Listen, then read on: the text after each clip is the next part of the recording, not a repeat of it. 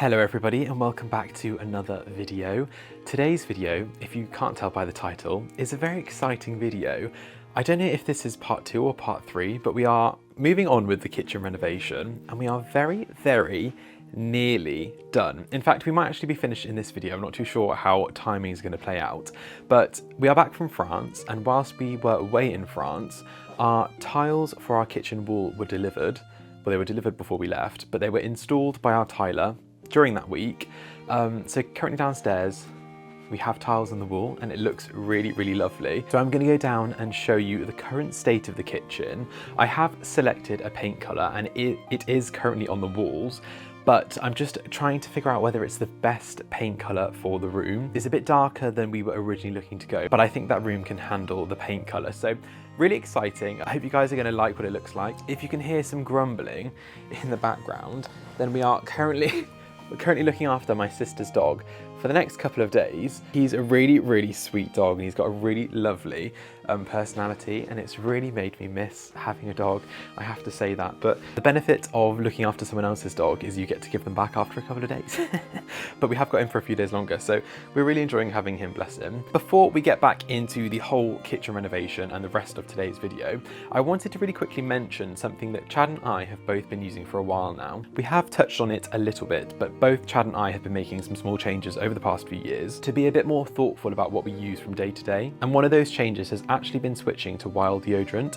So I'm very excited to say that I'm actually partnering with Wild on today's video. I'm sure you all know who Wild are by now, but if you don't know who they are, then they are a brand who make refillable plant-based deodorants, lip balms and body washes that come in refillable packs like this. And they come with plastic-free refills.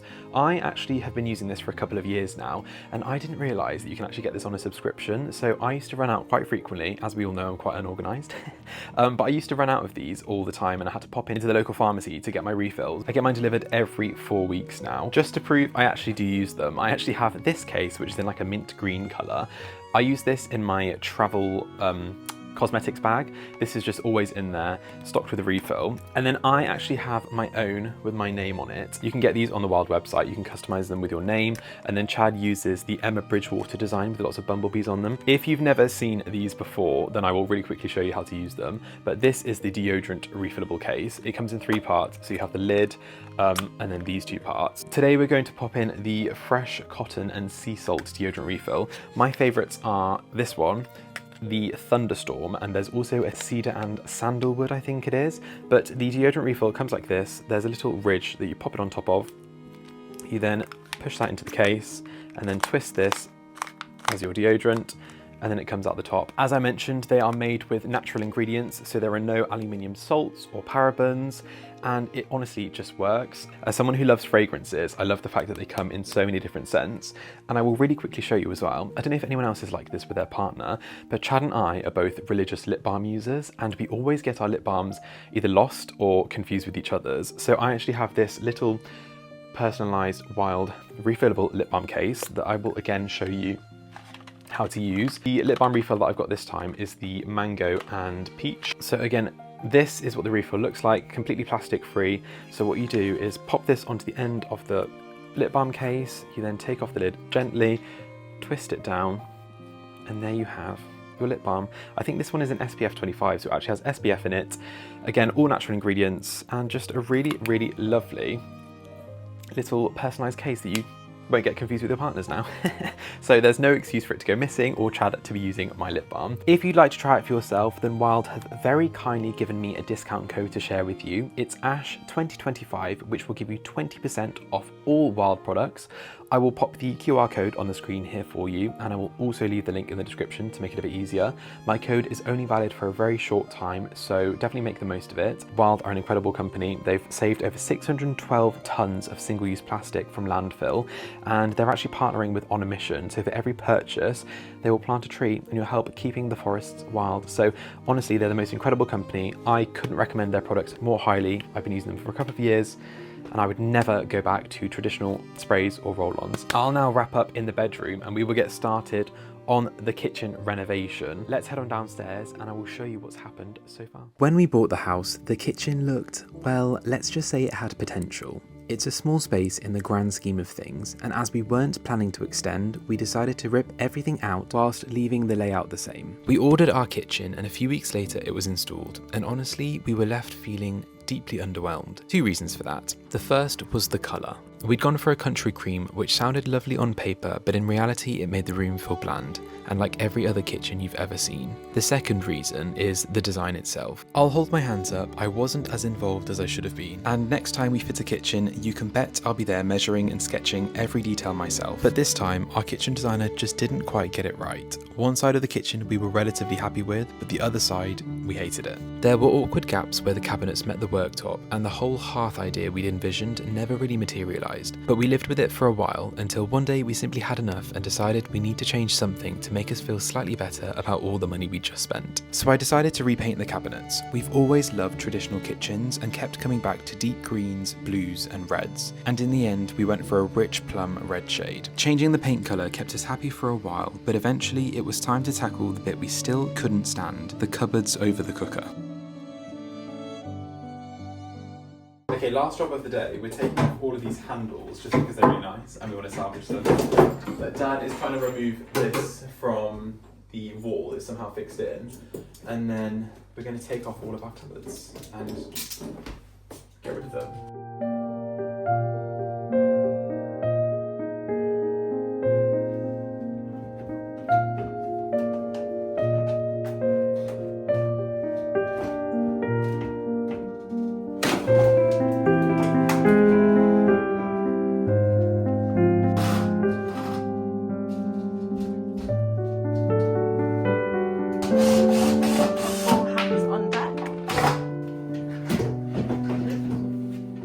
You need to do that top there.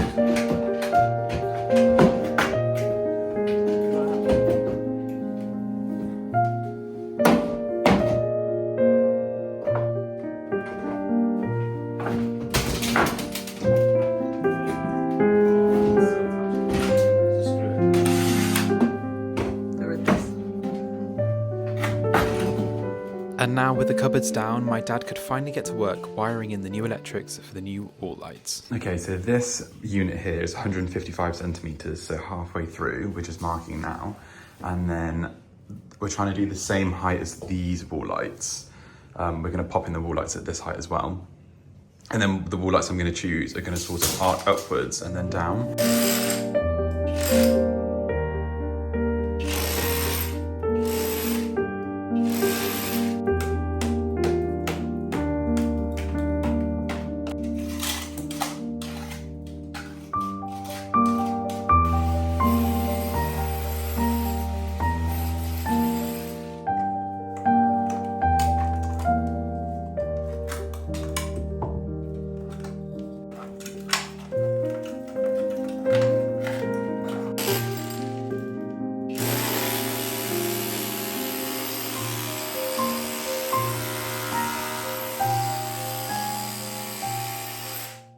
So, as you can see, we have now channeled out all of the electrics, and then Dad's cased it within this metal capping.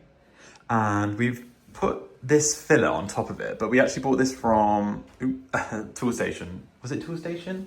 Yesterday, and it's not very good. So I think we're gonna have to get our plasterer back in, just so he can skim over these bits. Obviously all the holes in the wall from all the brackets. But Dad's also channeled this one in here, so now we have two wall lights. And I need to do the fun job of shopping for wall lights now. So yeah, we're gonna get the plaster in, I think, this week at some point, just to give this whole thing a fresh coat.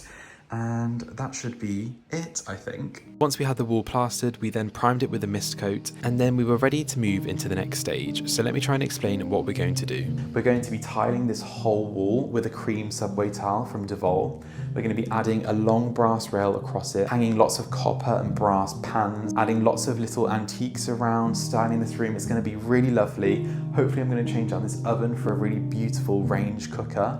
We're going to add in some brass lights. There's a lot to do in this room and it's a really exciting space. Because these tiles were handmade, there was a 10-week lead time on them. So after waiting for what felt like forever, they were finally delivered, which meant it was time to get them up onto the wall.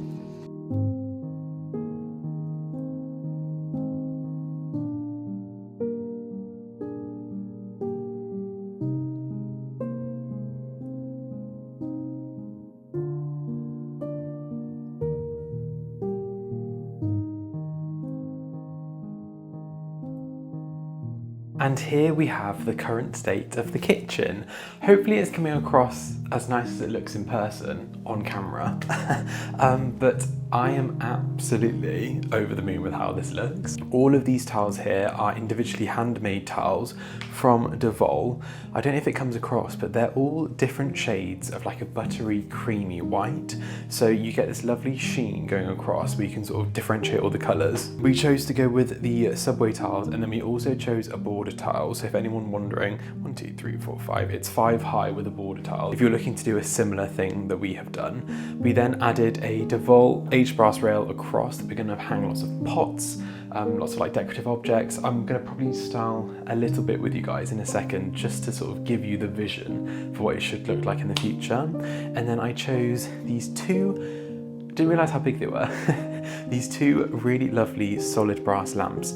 They're from Soho Lighting Company. Again, I'm really happy with how they also look. I think the reason it looks a bit off balance at the moment, if you're thinking it looks a bit odd, is because the walls and the ceiling haven't yet been painted. You can probably tell from the tester colours on the wall that we're going for a plaster pink colour. I've tested a few from Paint and Paper Library and Little Green, and I think the one I'm leaning towards the most is a colour called Mochi or Mochi. It's like a really subtle, I'd say it's quite a deep pink shade. It looks a bit chocolatey, but I painted this whole section here next to the fridge in the whole tester pot, so it's going all the way up, and it looks really, really lovely with the preference red cabinets. So I think we're going to go with Mochi. It's not the same colour down there, so ignore that colour. But yeah, a few more things to do in here. Obviously to paint the ceiling, to paint all of the walls, all the woodwork. We're going to keep the cabinets the same colour. Chad just restained these surfaces, so they're looking quite good. They might need a second coat, I'm not too sure. And then we also are changing all of the plug sockets in here. Again, we're using plug sockets from Soho Lighting Company. The ones I've opted for are the old brass, just bog standard sockets, but they're a really lovely finish. They're really hefty in weight, and I think on here they'll look really, really nice. So I've got all new sockets for all around this room, which should be really lovely. The ones we had in here before were really cheap, and I think they're from like B&Q or something, I'm not too sure. But I'm really excited to get those on. We actually have no cooker at the moment because our cooker isolation point and everything is all attached to this, and it had to be taken off, obviously, to tile. So we're currently having takeaway every single day, which, you know, it's not very good for you.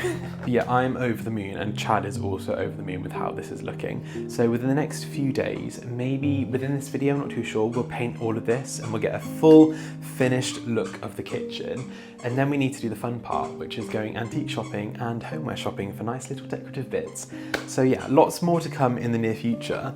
But what I think we'll do now is maybe just try and style this with some pots and pans. The brass rail from Devol actually came with these sort of brass S-hooks. So I'm just gonna pop these up now, and then we're gonna test what it's gonna look like hanging, hanging some pots and pans.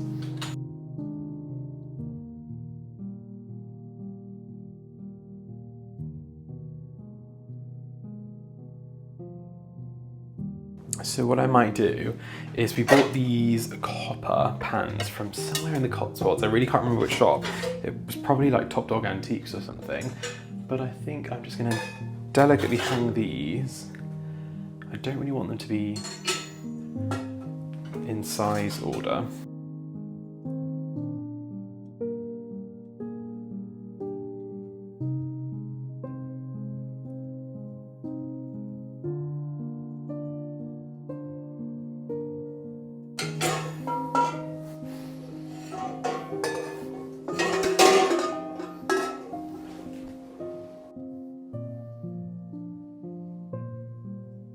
There you go, I think that looks quite nice.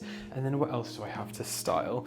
I have these little old copper measuring, I don't even know what you call these, like measuring cups. So we're just gonna hang them maybe over here. I'll do these ones in order of size. Actually, to be honest, when the lavender dries, I might hang some lavender down here and have some nice piece of art. Let me see what else I've got in the kitchen to style. So let's pop that measuring scale there. I have this wooden like board that we keep all of our olive oils, citizens of soil, of course, but all of our olive oils on here. And then I'd like to add in pieces of art. Originally we were going to go with a shelf, if anyone remembers, but we decided against that, and I'm really happy that we did. If anyone can remember back to the start, then this was covered in overhead cupboards that just made this room feel really like claustrophobic and really dark.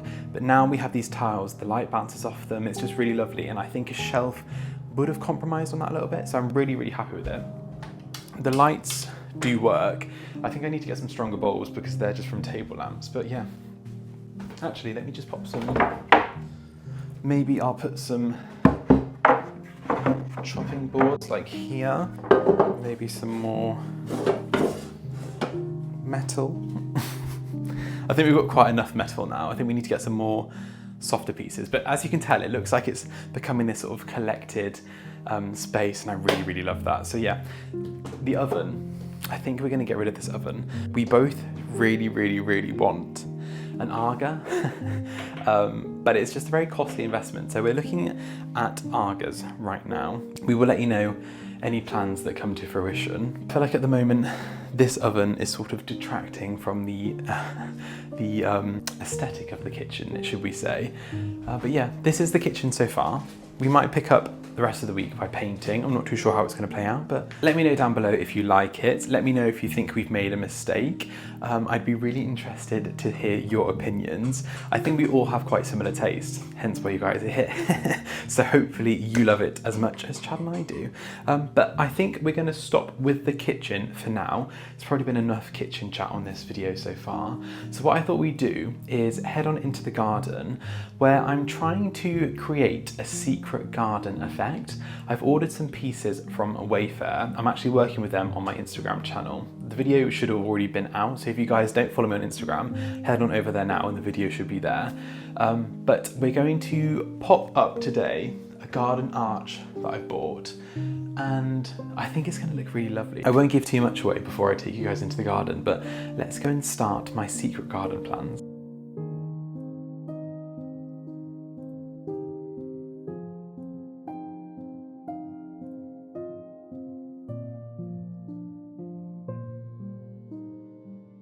Welcome back to the garden. You guys have seen the garden many a time.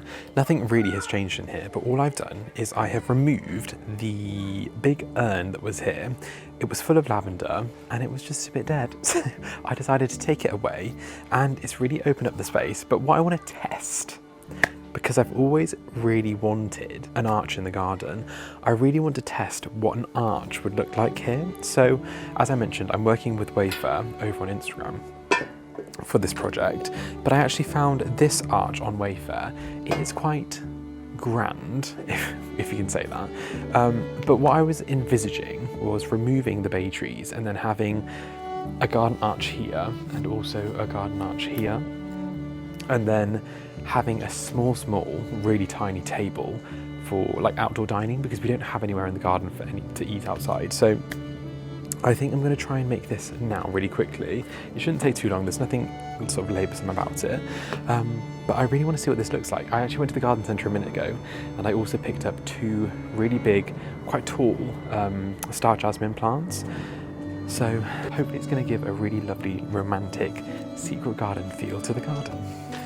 Right, so I've got my trusty old wild lip balm. I've got 2 spanners, I think. A bigger one and a smaller one. I'm not too sure. I think the bigger one I used for the top, which I'll bring over in a second. I already made that part a minute ago.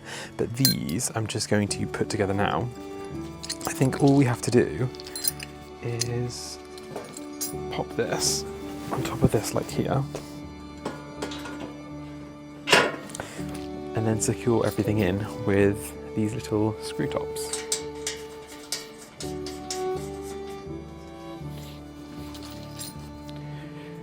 Cue the relaxing music.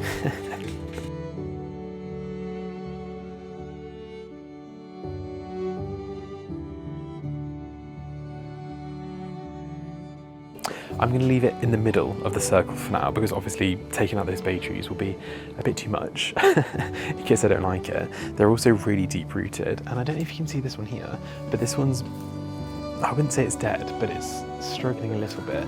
It might be because when we were away, the irrigation system didn't quite work and no one could come around. My sister came around once, I think, but it looks a bit dry. So if it is dead, then this will be a really good opportunity to put something else in, replace it.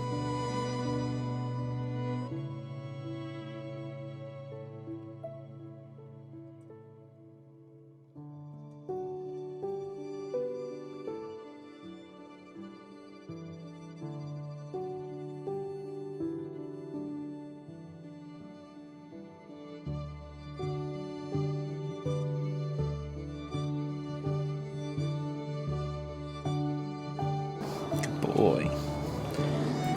Right, time to get the top bit and pop it on top of the arches. I don't know whether I'm going to be able to do this myself. I might have to lie it down actually. Let's try that instead. Which other way? Watch out.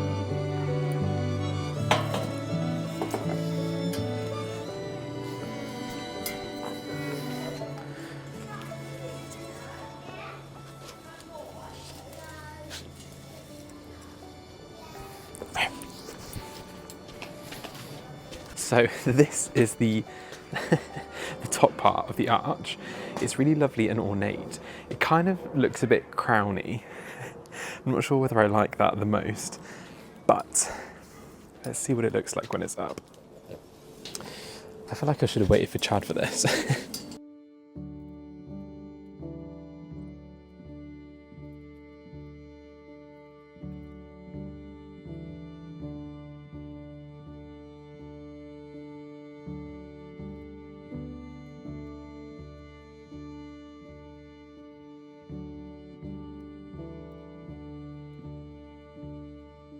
Okay, let's try and get this up.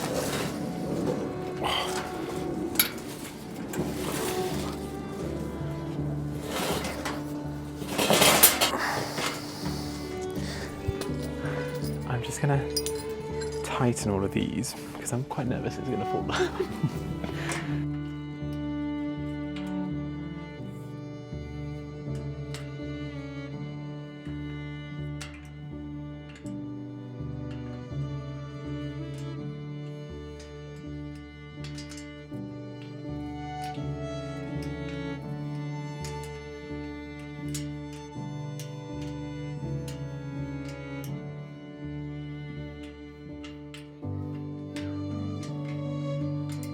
The next step, I think, is just to add these little semicircles to this part, and then again, just screw these in place.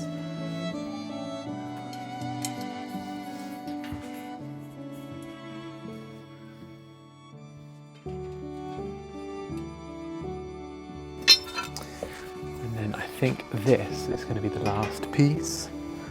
The exact same on the opposite side.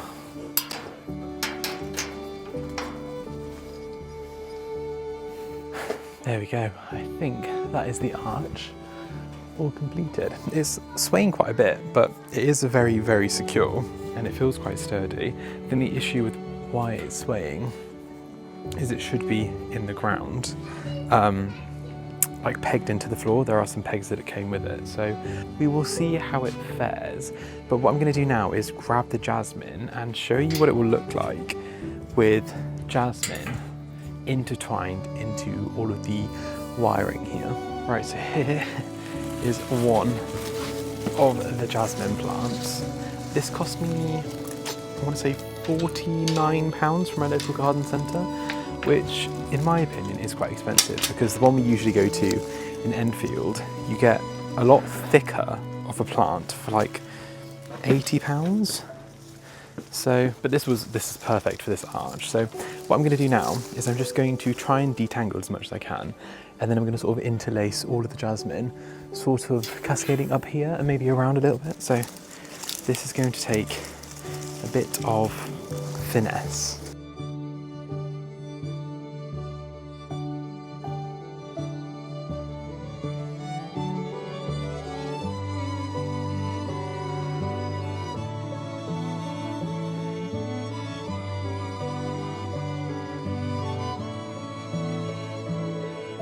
And now for the other one. I think this is even taller.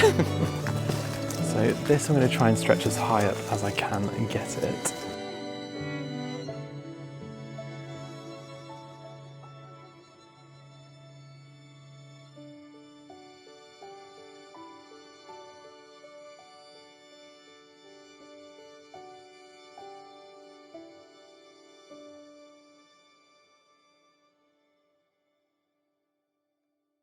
And there we have it. So please do let me know down below what you think of this arch idea. Again, this isn't gonna be where it stays if it were to stay. Again, this wouldn't be where it stays if it were to stay. As I said, I'd remove the bay trees, pop them into the beds, and then I'd have these sort of pillars of evergreen jasmine on either side with a small bistro table with maybe 2-3 chairs. 4 at a push. It's not the biggest space inside here, but I think this would create a really lovely sort of pathway down to the back of the garden and also frame the middle of the garden. So I think it could look really lovely. It's actually been a few days since I talked to you guys last in the garden. I completely forgot to sign off this video. So I've just come on to say a massive thank you for watching. Again, please do let me know your thoughts on the kitchen, whether you like how it looks, whether you don't like how it looks. Either way, I'd love to know your feedback. And also about the garden arch. I'm very interested to see what your opinions are of the arch. I do like it. Whether I keep it permanently, I don't know. Everything is still as it was in the garden. I've not changed anything. As always, I like to know what you guys think. So let me know what you think and maybe we can all make some decisions together of the garden. I think with that, we're going to sign off the video here. The painting on the wall is going to be done this week. The paint's coming, I think, Monday, Tuesday, which is really exciting. So next week's video, we're going to have a full kitchen reveal with the new paint colour on the walls. If you haven't already, then please do hit that subscribe button. It really does help me out. But with that, I shall leave you guys to have a lovely weekend. Enjoy your Sunday, and I shall see you next Sunday for another video.